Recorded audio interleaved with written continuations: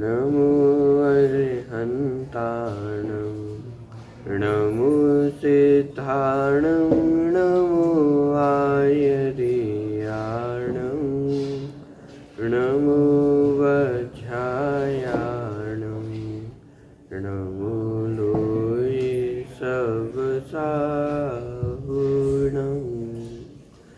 मंगलं भगवान् वीरो मंगलं गौतमो गणी मंगलं कुन्दकुन्दाद्यो जैनधर्मोऽस्तु मंगलं सर्वमङ्गलमाङ्गल्यं सर्वकल्याणकारकं प्रधानं सर्वधर्माणां जैनं जयतु शासनम् जीवमजीवं तवं जिनवरवसेन जीर्णनेतिठं देविन्दविन्दवन्दं वन्दे तं सर्वदा शिरसा।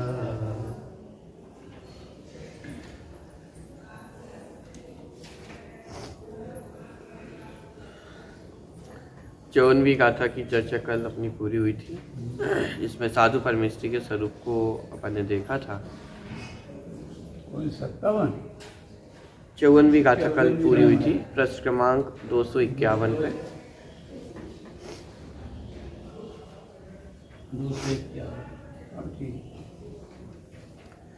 साधु परमेष्ठी के स्वरूप का वर्णन करने के पश्चात अब यहाँ पे ध्यान के संबंध में ध्याता का लक्षण कैसा होता है अथवा ध्याता कैसा होना चाहिए, उसकी चर्चा 55वीं गाथा में प्रारंभ की जाएगी। उससे पहले 54वीं गाथा का ये जो पूरा प्रकरण यहाँ पे अपना चल रहा था पांचों परमेष्ठियों के संबंध में, उसका उपसंहार करते हुए एक पैराग्राफ आया है, तो उसको पढ़ते हुए फिर अपन विषय को आगे बढ़ाएंगे। पृष्ठ क्रमांक 251 पे दूसरा पैराग्राफ है।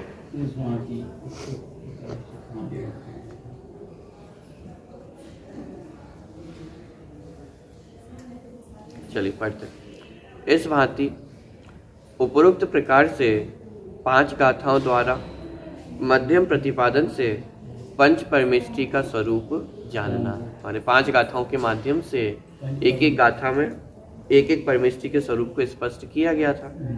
तो इस प्रकार से जो 5 परमेष्ठी का स्वरूप था उसे मध्यम प्रतिपादन से, मध्यम प्रतिपादन माने या संक्षिप्त में एक एक गाथा में एक एक परमेष्ठी का वर्णन किया था, तो उसे कहा मध्यम प्रतिपादन। द्वादश अनुप्रेक्षा ग्रंथ की यहाँ पे गाथा दी गई है, उसके माध्यम से पंच परमेष्ठी के स्वरूप और पंच परमेष्ठी के स्वरूप को जान करके क्या करना चाहिए उसकी चर्चा यहाँ पे ली गई है। अर्थ मैं यहाँ से पढ़ रहा हूँ हिंदी में।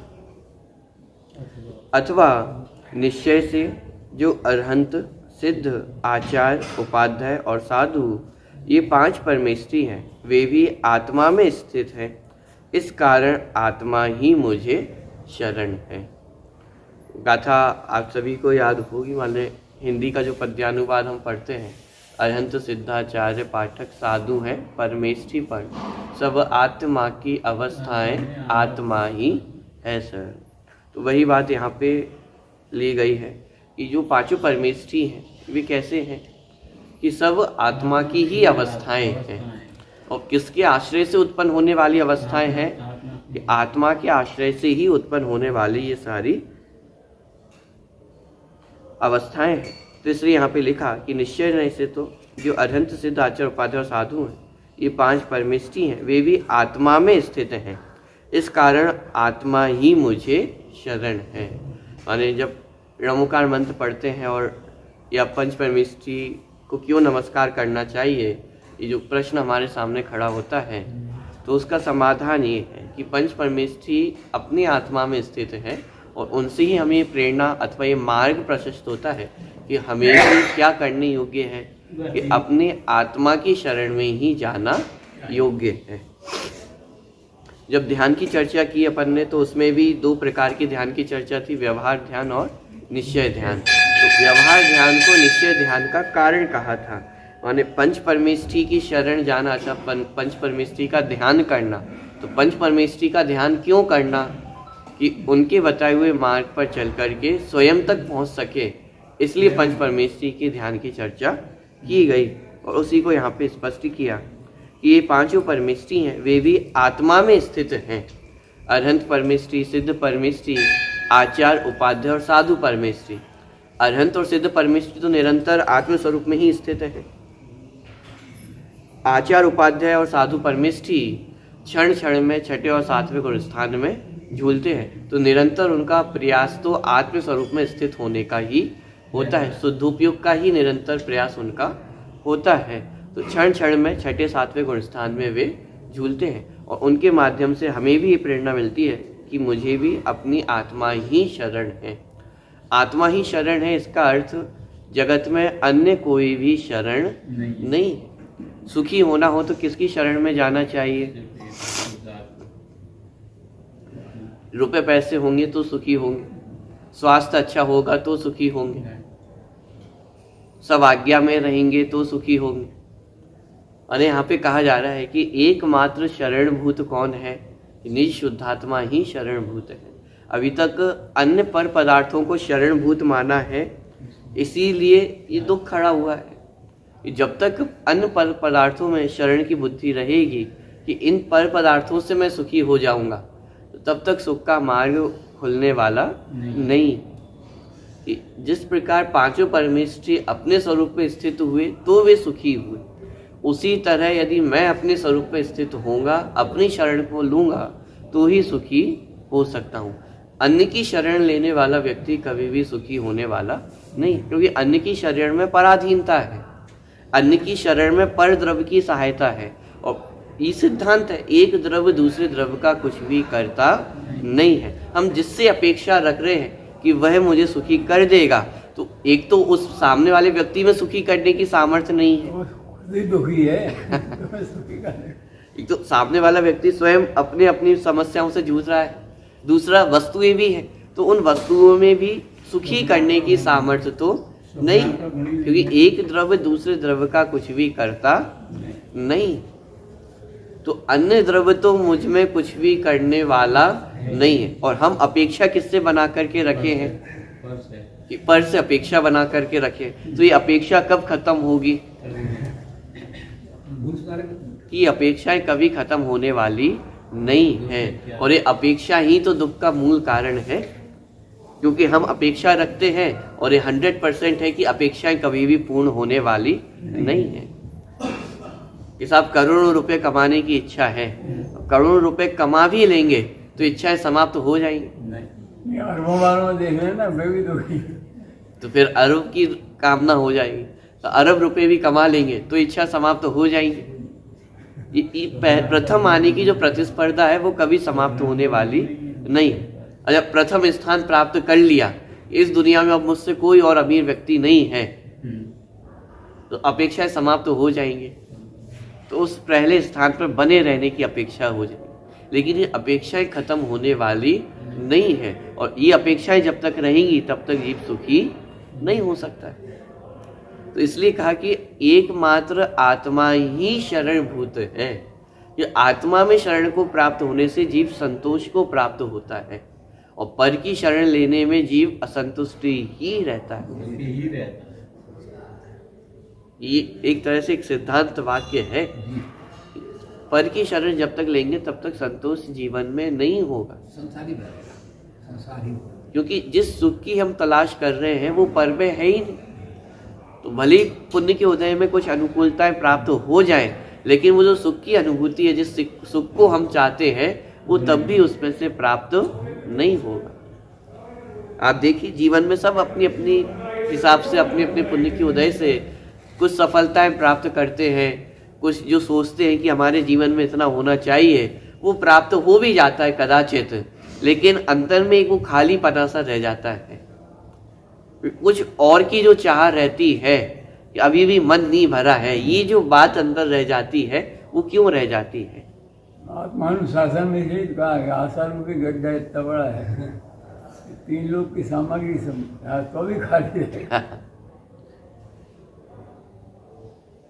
कि पर पदार्थ से कभी भी संतुष्ट होना संभव नहीं है।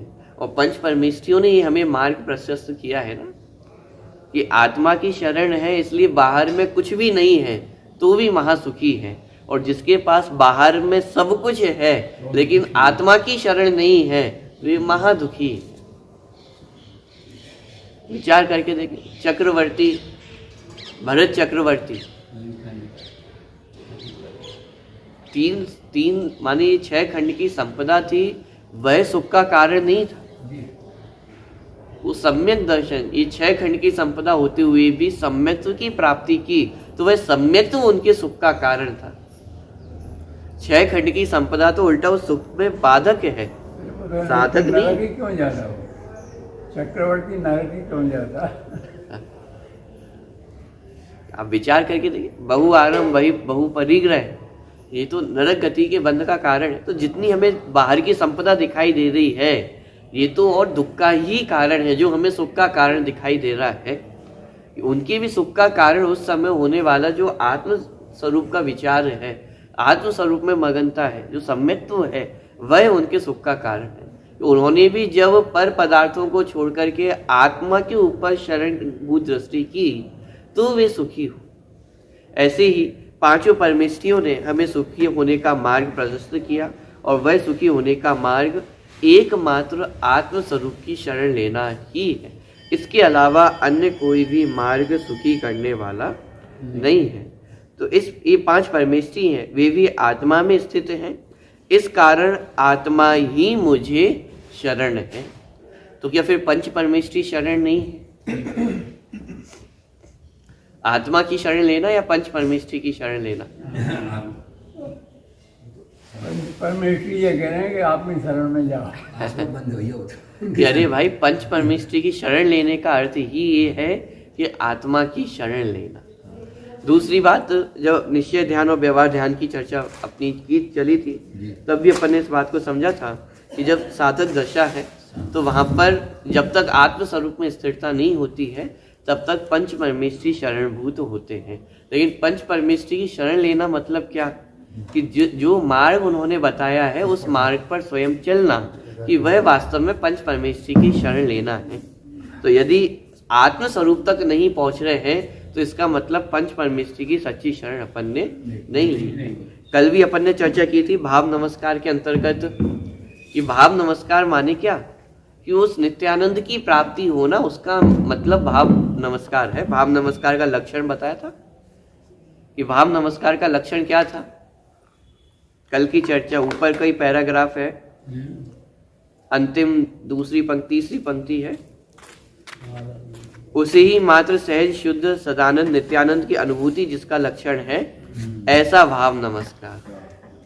ये अब कल अपन ने पढ़ा था कि वो नित्यानंद की अनुभूति होना ये वास्तव में नमस्कार है। ऐसे ही माने पंच परमेष्ठियों की शरण लेना मतलब क्या, कि वो नित्य आनंद की प्राप्ति होना, निज स्वरूप में लीनता होना, ये 5 परमेष्ठी की शरण है।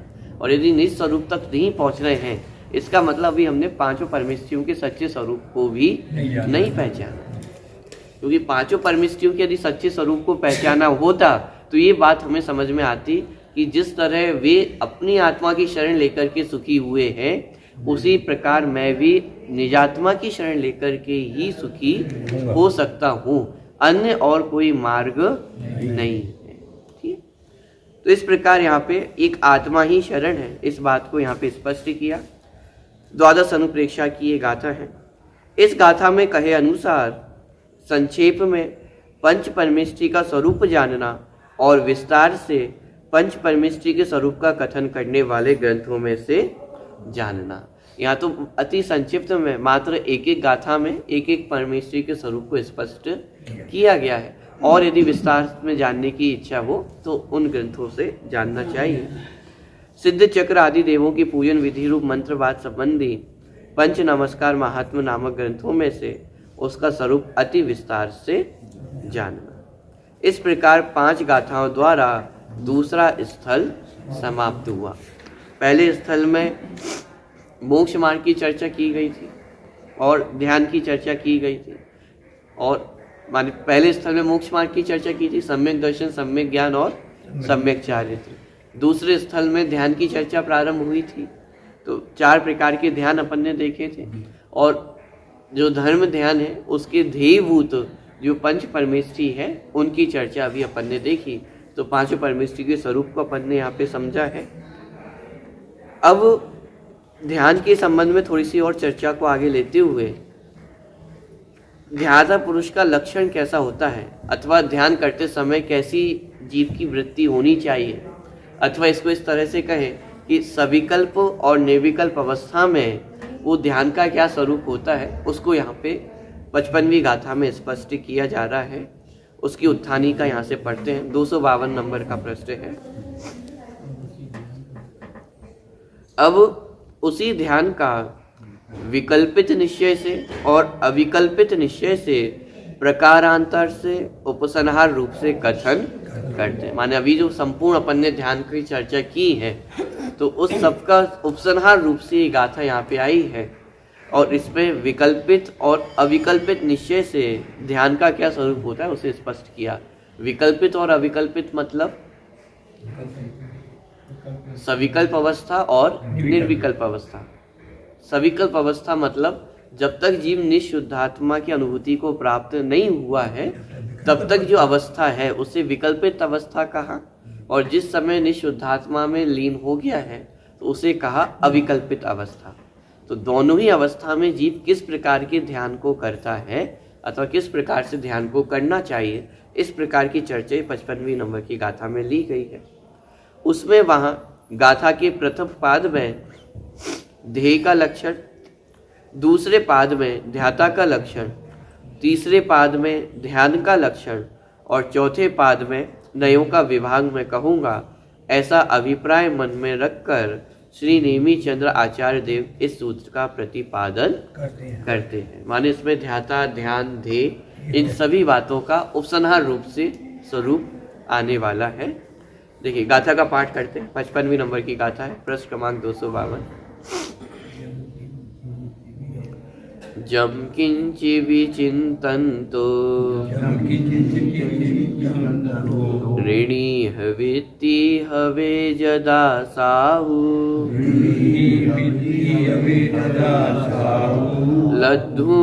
लद्धूर्णयेयत्तं तदाहुतं तस्य निश्चयं झारणम्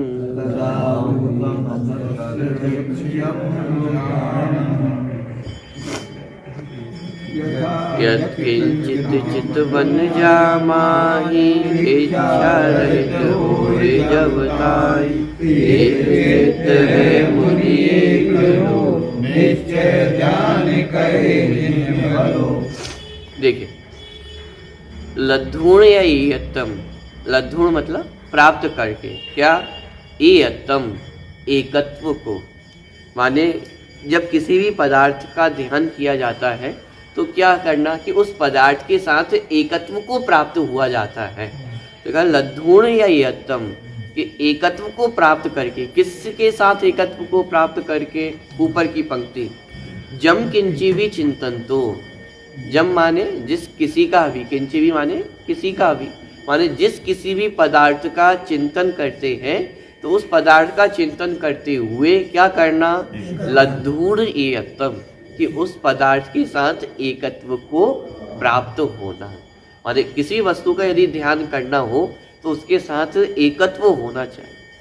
तो जम किंची भी चिंतन तो लद्धूण ईयत्तम, माने जिस किसी पदार्थ का चिंतन करते समय उसमें एकत्व को प्राप्त होकर के, अब ध्याता पुरुष कैसा होता है, ऋणी है वृत्ति हवे जदा साहू। ऋणी है वृत्ति माने निष्प्रह वृत्ति वाला। जिस वस्तु का ध्यान किया जा रहा है, यदि उस वस्तु का ध्यान करते समय अन्य किसी वस्तु का ख्याल मन में आ जाएगा तो फिर वो ध्यान भंग हो जाएगा, ध्यान नहीं रह सकेगा। माने ध्यान करते समय निष्प्रिय वृत्ति होनी चाहिए।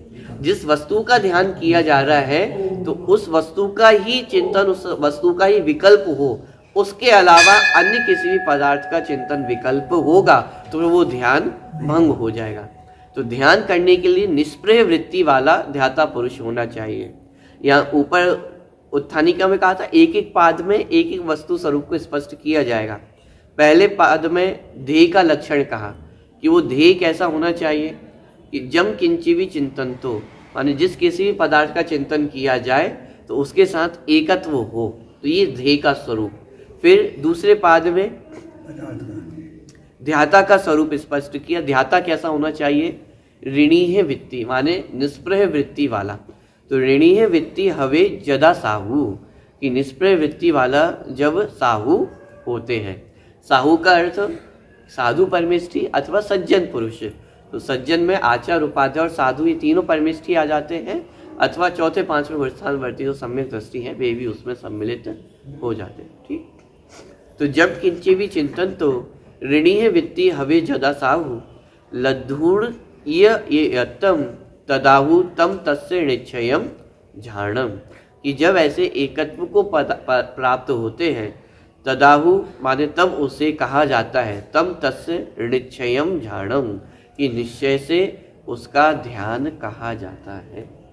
माने जब कोई साधु पुरुष उस किसी भी पदार्थ से एकत्व को प्राप्त होकर के निष्प्रह वृत्ति से उस पदार्थ का चिंतन करता है, तब उसे उस वस्तु का निश्चय से ध्यान कहा जाता है। ये पूरा गाथा का एक सामान्य अर्थ हुआ। देखिए गाथा का अर्थ पढ़ते हैं। ध्येय में एकत्व प्राप्त करके किसी भी पदार्थ का ध्यान करता हुआ साधु जब निष्प्रिय वृत्ति वाला होता है तब उसका वह ध्यान निश्चय ध्यान कहलाता है। माने सीधी सी बात ये कही गई है कि जिस समय भी किसी पदार्थ का यदि ध्यान किया जा रहा है तो उसमें एकत्व को प्राप्त होना चाहिए, और उस समय अन्य समस्त विकल्पों से रहित एक निष्प्रिय वृत्ति वाला साधु पुरुष को होना चाहिए, तब जाकर के वह पदार्थ का ध्यान निश्चय ध्यान कहलाता है। ये पूरा माने अभी तक जो ध्यान का प्रकरण चला था उसका माने एक उपसंहार यहाँ पे हुआ है। जैसे आर्त रौद्र ध्यान भी जब व्यक्ति करता है तो उसमें भी व्यक्ति अपने आप को उस पदार्थ के साथ एकत्व को प्राप्त करता है। क्रोध आया तो क्रोध के काल में एक तो शरीर के साथ अपन ने एकत्व किया, शरीर के प्रति प्रतिकूलता आई थी ना, प्रतिकूलता आत्मा पे तो नहीं आई थी, किस पे आई थी? शरीर पे प्रतिकूलता आई थी। लेकिन उस शरीर पे प्रतिकूलता आने पर क्रोध किसने किया? स्वयं ने क्रोध किया। तो इसका मतलब एकत्व इस शरीर के साथ स्थापित किया या नहीं किया? जब तक क्रोध आया तो एक तो इस शरीर के साथ एकत्व किया, दूसरा उस परिस्थिति में एकत्व किया। माने वो क्रोध का माने कोई प्रसंग बना, कोई प्रतिकूल परिस्थिति बनी, कितनी समय की परिस्थिति थी? थोड़ी सी समय की परिस्थिति थी, लेकिन उस परिस्थिति में हमने क्या किया? एकत्व किया, तब जाकर के क्या उत्पन्न हुआ? क्रोध उत्पन्न हुआ। माने आर्त ध्यान भी करना हो तो वो एकत्व को प्राप्त होना तो उसमें आवश्यक है। रौद्र ध्यान करना हो तो उसमें भी वो पर पदार्थों के साथ एकत्व को प्राप्त होता है। ऐसे ही धर्म ध्यान और शुक्ल ध्यान करना हो तो उसमें भी एकत्व की आवश्यकता है। हाँ, अब आर्त रौद्र ध्यान में पर पदार्थों के साथ एकत्व था और यहाँ पर स्वयं के साथ एकत्व प्राप्त होगा। देखिए टीका प्रारंभ करते हैं।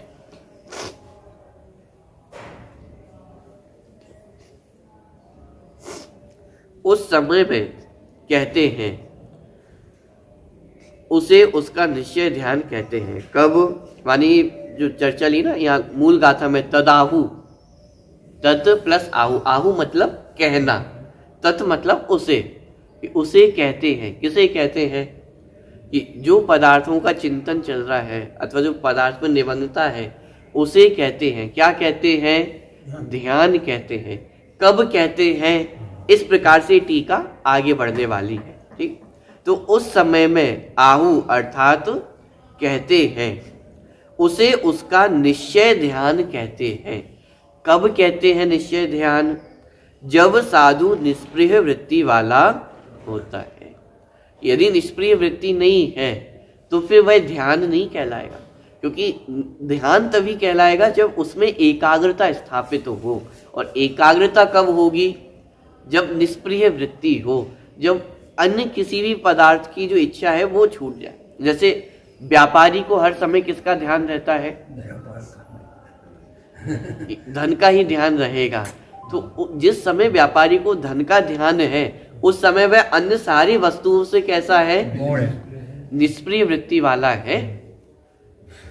बहुत गर्मी के दिन है और एकदम सीजन का टाइम हो तो उस व्यक्ति को कितनी गर्मी लगेगी? लगती नहीं है, गर्मी भूख प्यास सब भूल जाता है। कितनी भूख लगती है, कितनी प्यास लगती है, सब है लेकिन बोर्ड होगा सब। ये कहलाती है निष्प्रिय वृत्ति। माने जिस समय धन का ध्यान है उस समय अन्य समस्त विकल्पों से वह कैसा हो जाता है? निष्प्रिय हो जाता है। ये धन का ध्यान। ऐसे ही जिन्हें आत्म स्वरूप का ध्यान हो तो वह कैसा हो जाएगा कि पर पदार्थों से निष्प्रिय हो जाता है। तो मुनिराजों पे जितने उपसर्ग आते हैं, परिचय होते हैं, तो वे उनसे निष्प्रिय क्यों हो पाते हैं? क्यों? क्योंकि उनको एक आत्म स्वरूप की एकाग्रता है। जब आत्म स्वरूप में एकाग्रता है तो अन्य समस्त पर पदार्थों से वे कैसे हैं? निष्प्रिय वृत्ति वाले हैं। ठीक है, यहाँ तो एक ध्यान का सामान्य लक्षण बताया जा रहा है और ध्याता पुरुष का लक्षण बताया जा रहा है कि ध्याता पुरुष कैसा होता है? निष्प्रिय वृत्ति वाला होता है। जिस वस्तु का ध्यान चल रहा है उसके अतिरिक्त फिर किसी भी इस पदार्थ संबंधी विकल्प उसे खड़े नहीं होते। आपने बच्चों को देखा होगा, छोटे छोटे जो बालक होते हैं जब वो मोबाइल चलाते हैं तो मोबाइल चलाते हुए अन्य सारी चीजों से वे कैसे हो जाते हैं? निष्प्रिय हो जाते हैं। मोबाइल चला रहे हो, गर्मी के दिन हो और पंखा नहीं चल रहा हो तो भी वो मोबाइल चलाता रहे, उसे पता ही नहीं चलेगा कि गर्मी लग रही है। मच्छर आके बैठ जाएगा, मच्छर उसे काट लेगा तो भी उसे पता नहीं चलता है। क्यों? क्योंकि ध्यान कहाँ पे स्थित है? उस मोबाइल में स्थित है। सुबह से शाम हो जाएगी और खाना ना भी दिया जाए तो भी उसे कोई फर्क पड़ने वाला नहीं है। पानी नहीं पिएगा, पानी एकदम निष्प्रिय वृत्ति हो जाती है। क्यों? क्योंकि ध्यान कहाँ पर है? मोबाइल पे है। अब बस एक काम करना है, तो मोबाइल हटा दो। अब गर्मी भी लगने लगेगी, अब भूख प्यास भी लगने लगेगी, अब मच्छर ने काटा ये भी पता चलने लग जाएगा। ये क्यों हुआ? ध्यान से हट गया ना। अभी ध्यान कहाँ पे स्थित था? एक जगह पर स्थित था, तो अन्य सारे विकल्पों से कैसा हो जाता है? निष्प्रिय हो जाता है। ये निष्प्रिय माने ध्याता पुरुष का लक्षण बताया जा रहा है, ये निष्प्रिय वृत्ति है। अभी एक ध्यान का सामान्य लक्षण बताया जा रहा है। ये चारों प्रकार के ध्यानों में घटित होगा। आर्त ध्यान, रौद्र ध्यान, धर्म ध्यान और शुक्ल ध्यान। क्रोध के काल में भी आप बाकी सारी चीजों से निष्प्रिय हो जाते हो। क्यों? कोई व्यक्ति है और उसने आपसे भले कुछ तनातनी हो गई, कुछ एक दो शब्द आपस में हो गए, तो उस समय क्या होता है कि उन शब्दों पर ही हमारा ध्यान केंद्रित होता है। उस व्यक्ति के जितने सद्गुण हैं उन सबसे हम कैसे हो जाते हैं? निष्प्रिय हो जाते हैं। माने चाहे क्रोध हो, राग द्वेष हो, माने चाहे आर्त ध्यान हो, रौद्र ध्यान हो, उसमें भी व्यक्ति कैसा हो जाता है? निष्प्रिय हो जाता है। जिस समय वो गलती है तो गलती ही दिखाई देती है और बाकी सारी चीजें उन सारी चीजों से निष्प्रिय हो जाते, तब तो वो क्रोध उत्पन्न हो। यदि क्रोध के काल में भी उसके सद्गुण दिखाई देने लग जाए तो वे क्रोध कहाँ से रहे? मानी ये बात समझ में आ रही है? तो चाहे आर्त ध्यान हो, रौद्र ध्यान हो, धर्म ध्यान हो, शुक्ल ध्यान हो, ध्यान का स्वरूप तो वही है कि एकाग्रता होना। उपयोग जहाँ एकाग्र हो रहा है उसका नाम ध्यान है। हाँ, अब जिस ध्येय को आधार लेकर के ध्यान एकाग्र हो रहा है उसके आधार से चार भेद बन जाते हैं। क्रोध अधिक पे होगा तो आर्त ध्यान कहलाएगा। 5 पापों में आनंद रूप प्रवृत्ति हो रही है तो वह रौद्र ध्यान कहलाता है। धर्म ध्यान, शुक्ल, माने जो ध्येय बदल रहे हैं उसके हिसाब से ध्यान का माने ध्यानों के नाम बदल रहे हैं, ध्यान का स्वरूप बदल रहा है। लेकिन एक सामान्य लक्षण ध्यान का क्या है? एकाग्र चित्त होना। और जब एकाग्र चित्त होता है तो उस पदार्थ के अतिरिक्त बाकी सारे पदार्थों से वह कैसा हो जाता है? निष्प्रिय हो जाता है। और ये वास्तव में सच्चा ध्यान है। तो जिस किसी भी ध्येय का ऊपर से जब साधु निष्प्रिय वृत्ति वाला होता है तब वह निश्चय ध्यान कहलाता है। क्या करता हुआ? जिस किसी भी ध्येय का वस्तु रूप से विशेष चिंतन करता हुआ, पहले क्या करके? उस ध्येय में प्राप्त करके। क्या प्राप्त करके? एकत्व को, अर्थात एकाग्र चित्त निरोधो प्राप्त करके। क्योंकि यहाँ तो मूल रूप से धर्म ध्यान और शुक्ल ध्यान की चर्चा ही चल रही है, जो मोक्ष मार्ग में कारण है, ऐसे ध्यान की ही चर्चा चल रही है। तो आगे भी जो चर्चा चलेगी वो उसी हिसाब से ली जाने वाली है। तो एकाग्र चिंता निरोधो ध्यानम, जो अपन तत्वार सूत्र ग्रंथ का सूत्र पढ़ते हैं, तो उसमें भी वही बात आई कि एकाग्र चिंता निरोधो ध्यानम, माने एक का चिंता माने चिंतन होना, एक पदार्थ का ही चिंतन होना, मनन होना, और बाकी सारे पदार्थों से निष्प्रिय वृत्ति होना। तो एकत्व को प्राप्त करके, माने वो ध्येय का स्वरूप बताया। वो ध्येय कैसा होना चाहिए कि उस पदार्थ में एकत्व को प्राप्त हो। आत्मा का ध्यान करना है तो आत्मा में एकत्व को प्राप्त होना हो। लेकिन अभी है उल्टा, हम एकत्व किस में करके बैठे हुए हैं? शरीर में एकत्व करके बैठे हैं। इसलिए हमेशा ध्यान भी किसका रहता है? 24 घंटे शरीर का ही तो ध्यान चल रहा है। शरीर को कोई प्रतिकूलता ना हो तो उसी के लिए हमारे सारे उपक्रम होते हैं, सारे प्रयास होते हैं। तो 24 घंटे ध्यान किसका चल रहा है? शरीर का ध्यान चल रहा है। क्यों चल रहा है? क्योंकि शरीर में एकत्व है। जब तक शरीर में एकत्व रहेगा तब तक ध्यान भी किसका चलेगा? शरीर का ही चलने वाला है। तो यदि हमें आत्मा का ध्यान करना है तो क्या करना होगा? शरीर से एकत्व तोड़कर वो एकत्व कहाँ स्थापित करना होगा? कि आत्म स्वरूप में एकत्व को प्राप्त होना होगा। तो बहुत बार एकत्व का उदाहरण दिया। एकत्व माने जैसे नाम लेते ही हमें किसकी याद आती है? किसी ने नाम लिया प्रतीक, तो ये जो अनुभूति होती है प्रतीक नाम सुनकर के ही कि ये मैं हूँ, इसका नाम है एकत्व। और ये एकत्व वर्तमान में किस में विद्यमान है? शरीर में विद्यमान है। सोते हुए भी कोई आपका नाम ले तो आप तुरंत उठ जाते हैं, नहीं उठ जाते? इसका मतलब ये एकत्व है। और ये एकत्व किसके साथ जुड़ा हुआ है? शरीर के साथ जुड़ा हुआ है।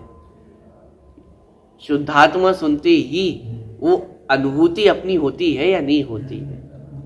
आत्मा शब्द सुनते ही ये याद आता है कि नहीं आता कि ये तो मेरी बात चल रही है। ज्ञान, दर्शन, सुख, वीर, चारित्र, ये गुण सुनते ही ये समझ में आता है कि ये तो हमारी संपत्ति की बात चल रही है। जहाँ एकत्व होता है वहाँ प्रकृति तुरंत दौड़ती है, तुरंत उसका ध्यान आता है। आप विचार करके देखें, आप जिस मोहल्ले में रहते हैं उस मोहल्ले का नाम भी यदि ले लिया जाए तो आपको तुरंत एकत्व की अनुभूति होने लग जाती है। अरे तो हमारे मोहल्ले की बात चल रही है। आप अन्य नगर में जाए और वहां आपके नगर का नाम ले लिया जाए, तुरंत अनुभूति हो जाती है, अरे तो मेरे नगर की बात चल रही है। आप अन्य प्रदेश में जाए और अपने देश का नाम ले लिया जाए या तो देश का कोई व्यक्ति मिल जाए तो अपनी एकत्व की अनुभूति होती है। ये तो मेरे देश की बात चल रही है। अरे पॉइंट पकड़ में आ रहा है, हमारा एकत्व कहाँ तक जुड़ा हुआ है? एक शरीर में एकत्व जोड़ा है तो ये शरीर में ही एकत्व नहीं जुड़ा है, उससे रिलेटेड कितने संयोग हैं उन सबसे हमारा एकत्व जुड़ा हुआ है। तो जब एकत्व पर पदार्थ में शरीर में जुड़ा है तो ध्यान भी निरंतर किसका होगा? तो जब ध्यान करने बैठते हैं तो उस समय किसका ध्यान होता है? कि एकत्व तो शरीर के साथ जुड़ा हुआ है ना, कि जब तक शरीर के साथ एकत्व नहीं टूटेगा तब तक वास्तविक ध्यान होने वाला नहीं है। और उसे यहाँ कहा निश्चय ध्यान, माने वह निश्चय से ध्यान है। माने वास्तविक ध्यान कब होगा? कि जब शरीर से एकत्व छूट करके आत्म स्वरूप में एकत्व स्थापित होगा, तब वह वास्तविक ध्यान कहलाएगा। देखिए, तो यहाँ पे ध्येय का स्वरूप स्पष्ट किया कि ध्येय कैसा होता है कि जिस किसी भी ध्येय का वस्तु स्वरूप से विशेष चिंतन करता हुआ पहले क्या करके, उस ध्येय में प्राप्त करके, क्या प्राप्त करके, एकत्व प्राप्त करके। ये पहले कहा, माने चिंतन तो बाद में चलेगा, पहले क्या करना है, उस वस्तु स्वरूप में उस वस्तु से एकत्व को जोड़ना है। जब एकत्व को प्राप्त होगा तब उस वस्तु स्वरूप का विचार होगा, चिंतन होगा, उसमें डूबना होगा, उसमें मग्नता होगी। लेकिन पहले क्या आवश्यक है, उसमें एकत्व पद को प्राप्त होना। तो एकत्व को अर्थात एकाग्र चिंता निरोध प्राप्त करके अब इसी को विस्तार से समझाया जा रहा है। जो कोई भी ध्येय अर्थात कोई भी ध्यान करने योग्य पदार्थ कहा है, उसका क्या अर्थ है, प्राथमिक पुरुष की अपेक्षा से सविकल्प अवस्था में विषय और कषाय दूर करने के लिए और चित्त को स्थिर करने के लिए पंच परमेष्ठी आदि पर द्रव्य भी ध्येय होते हैं। अब देखिए भाषा क्या लिखी है, पंच परमेष्ठी भी ध्येय होते हैं, और वहां कंडीशन लगाई। किस कंडीशन में, सविकल्प अवस्था में, माने इसको कहा प्राथमिक पुरुष की अपेक्षा से, ये प्राइमरी अवस्था में, प्राथमिक अवस्था में पंच परमेष्ठी भी ध्येय होते हैं। क्यों ध्येय होते हैं, कि अपने उपयोग को और कषायों को मंद करने के लिए, उपयोग को स्थिर करने के लिए और कषायों को मंद करने के लिए पंच परमेष्ठी को भी ध्यान का ध्येय कहा गया है। अब ये भाषा पढ़ते ही आपको एक बात समझ में आएगी कि पंच परमेष्ठी को भी ध्येय कहा है, इसका मतलब कुछ ध्येय और भी है। भी लगी भी क्या बता रहा है, पंच परमेष्ठी को ध्येय कहा जा रहा है, लेकिन पंच परमेष्ठी के अतिरिक्त भी कुछ और ध्येय है। जैसे अभी अपन ने प्रवचन सार जी की चर्चा सुनी थी, उसमें प्रधान, प्रधानतर और प्रधानतम तीन चीजें ली थी। तो उसमें था प्रधानतर और प्रधानतम। तो उसी को यहाँ पे भी अपन देख सकते हैं कि पंच परमेष्ठी का ध्यान करना ये प्रधानतर है, लेकिन प्रधानतम वह कुछ और है। तो उसकी चर्चा भी आएगी। तो ये सविकल्प अवस्था, जैसे उत्थानिका में अपन ने पढ़ा था विकल्पित निश्चय और अविकल्पित निश्चय, ये दो शब्द अपन ने पढ़े थे उत्थानिका में। उसी ध्यान का देखिए उत्थानिका में पहली पंक्ति है पिछले पेज पे 252वें नंबर के पेज पे, उसी ध्यान का विकल्पित निश्चय से और अविकल्पित निश्चय से प्रकारांतर से उपसंहार रूप से कथन करते हैं। तो ये जो अभी अपन ने चर्चा देखी पंच परमेष्ठी के ध्यान की, ये विकल्पित निश्चय अथवा प्राथमिक अवस्था में प्राथमिक पुरुष की अपेक्षा से कषायों को बंद करने के लिए और उपयोग को स्थिर करने के लिए। क्यों कहा ये बात, क्योंकि अनादि काल से हमारे जो संस्कार है वो शरीर में एकत्व के बैठे हुए हैं। अब जहाँ अनादि काल के शरीर में एकत्व के संस्कार है तो एकदम से तो छूट जाने वाले नहीं है। जो तीव्र कषाय चल रही है तो एकदम से कषाय छूट जाए ये संभव नहीं है। तो धीरे धीरे करके आत्मा को, माने जो ध्येय है वो बदल बदल करके आत्मा तक लाते हैं। तो अभी तक जो ध्येय शरीर बना हुआ था, पंचेंद्रिय विषय बने हुए थे, तो वहां से उपयोग को हटा करके उपयोग को कहां पर लाए, पंच परमेष्ठी तक लाए। क्यों, पंच परमेष्ठी के जब स्वरूप का विचार करेगा तब ये समझ में आएगा कि अरे सुख इस संसार में नहीं है, सुख कहाँ है, स्वयं में है। तो ये सारी बातें कब समझ में आएंगी, कि जब पंच परमेष्ठी के स्वरूप का विचार होगा, चिंतन होगा, उनका ध्यान होगा।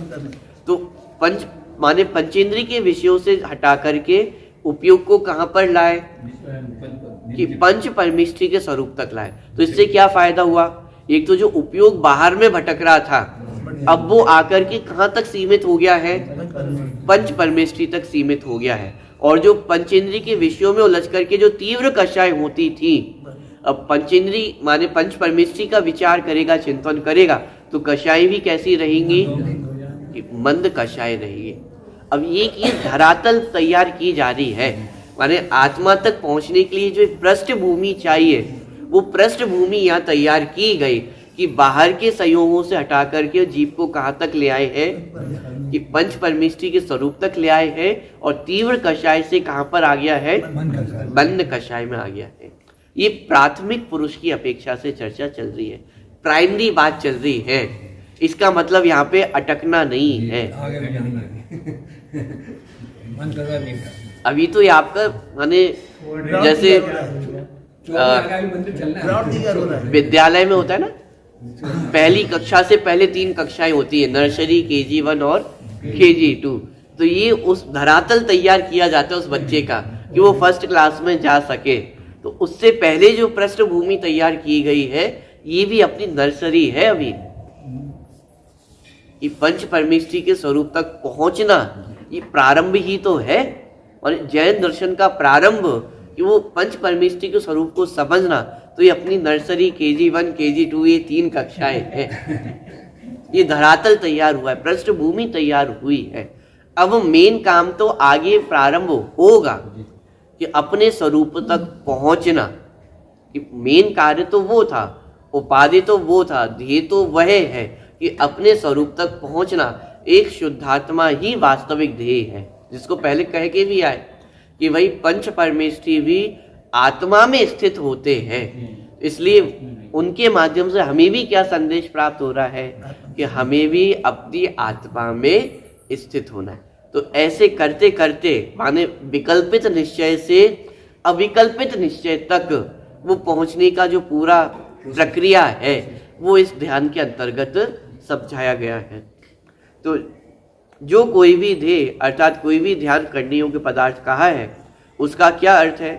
तो प्राथमिक पुरुष की अपेक्षा से सविकल्प अवस्था में विषय और कषाय दूर करने के लिए, माने पंचेंद्रिय के विषयों को दूर करने के लिए और कषायों को दूर करने के लिए और चित्त को स्थिर करने के लिए। अब ये भी चिंतनीय बात है कि जब तक पर पदार्थों में हमारा उपयोग उलझता है, तब तक चित्त स्थिर नहीं हो सकता है।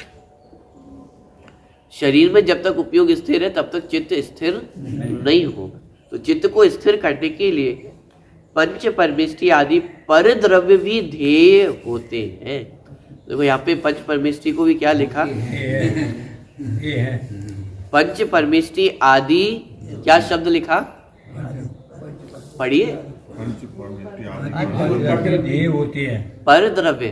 पंच परमेष्ठी को भी क्या कहा जा रहा है, पर द्रव्य है, स्वद्रव्य नहीं।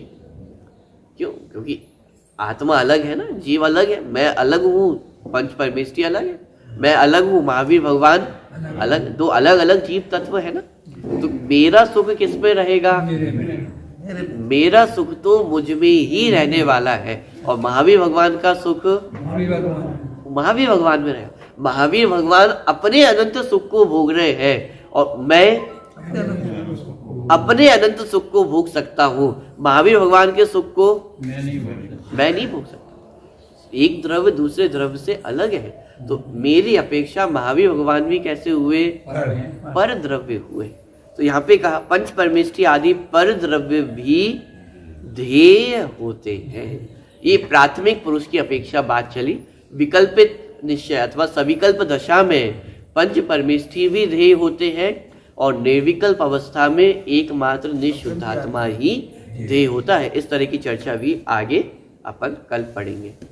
सहजानंदी शुद्ध स्वरूपी अविनाशी में आत्म स्वरूप, सहजानंदी शुद्ध स्वरूपी अविनाशी में आत्म स्वरूप, सहजानंदी शुद्ध स्वरूपी अविनाशी में आत्म स्वरूप, निज निधि निज में बताई